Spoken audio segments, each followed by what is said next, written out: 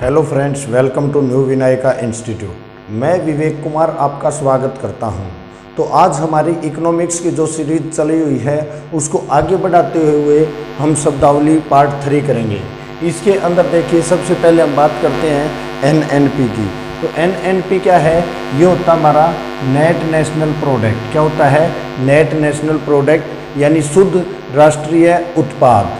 NNP निकालने का जो फॉर्मूला रहेगा वो जीएनपी, जिसका जिक्र मैं लास्ट वीडियो में कर चुका हूँ, और माइनस में ह्रास, ये मूल्य ह्रास। मूल्य ह्रास क्या होता है? जो उसके ऊपर खर्च हुआ है।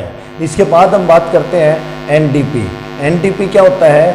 Net domestic product. क्या होता है?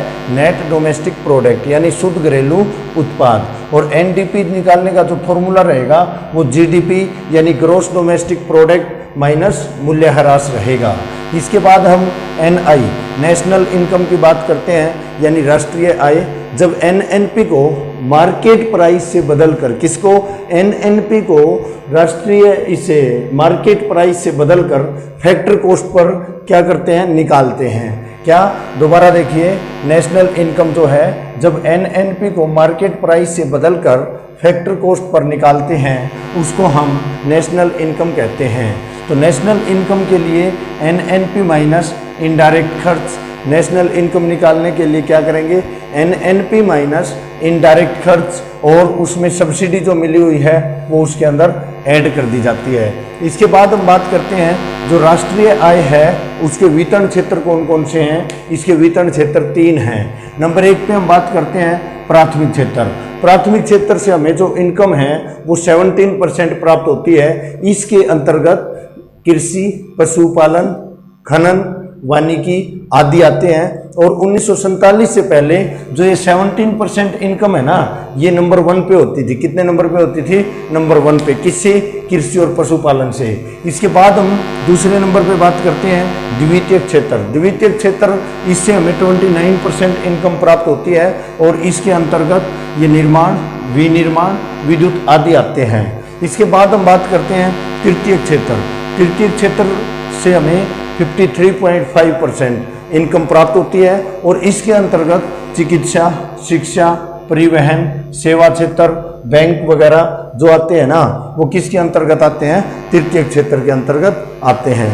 अब हम एक विशेष बात करते हैं। विशेष बात जो है नोट कर लीजिए कि राष्ट्रीय आय की गणना किसके द्वारा की जाती है? तो राष्ट्रीय आय की गणना फ्रेंड्स सीएसओ द्वारा की जाती है। सीएसओ यानी कि सेंट्रल स्टैटिस्टिक्स ऑर्गेनाइजेशन। क्या? Central statistics organisation. और इसका गठन 2 मई 1951 को हुआ था और इसका मुख्यालय दिल्ली में है।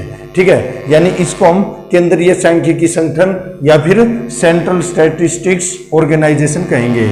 इसके बाद हम बात करते हैं अब जो है हमारा वर्तमान में आधार वर्ष कौन सा चला हुआ है, ये क्वेश्चन आ जाता है पेपर में। तो वर्तमान में आधार वर्ष जो है हमारा वो 2017-18 चला हुआ। कौन सा चला हुआ है? 2017-18। और इससे पहले कौन सा था? 2011-12 था भाई। ठीक है, इसके बाद हम बात करते हैं कि जो हमारी राष्ट्रीय आय है वो भारत में कैसे निकालेंगे? राष्ट्रीय आय क्या होती है? भारत में किसी भी वस्तु का उत्पादन जो होता है वो और जो इनकम होती है उस पर आधारित राष्ट्रीय आय की गणना करना।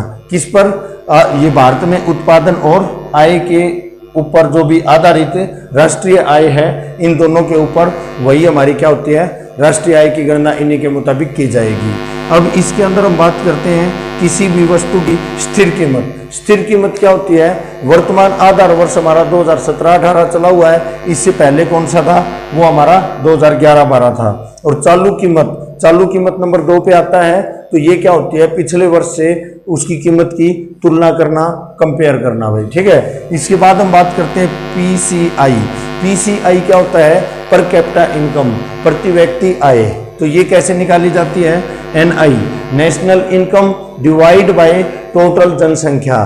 तो इससे हमारी क्या आ जाएगी? ये हमारी पीसीआई यानी पर कैपिटा इनकम आ जाएगी। सर्वाधिक हमारी स्टेट वाइज बात करें तो सर्वाधिक पीसीआई पर कैपिटा इनकम जो है वो गोवा की है, सबसे कम बिहार की है, और सर्वाधिक यदि हम यूटी की बात करते हैं केंद्र शासित प्रदेश की, तो वो दिल्ली की रहेगी भाई। इसके बाद हम बात करेंगे विशेष की पहली बार प्रति व्यक्ति आय किसने, दादा भाई नारोजी ने 1867-68 में दी थी और इन्होंने 20 रुपये प्रति व्यक्ति पर ईयर के हिसाब से बताई थी भाई भारत की इनकम, ठीक है। तो इसके अलावा इन्होंने धन के निष्कासन का सिद्धांत भी दिया था भाई।